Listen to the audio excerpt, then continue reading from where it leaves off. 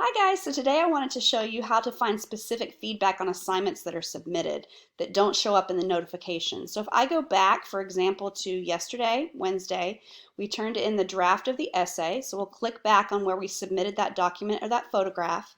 And then when you check over here, an assignment submitted, and click on that, then you can see the feedback. So your feedback might suggest that you go back and redo it. The feedback might be that you need to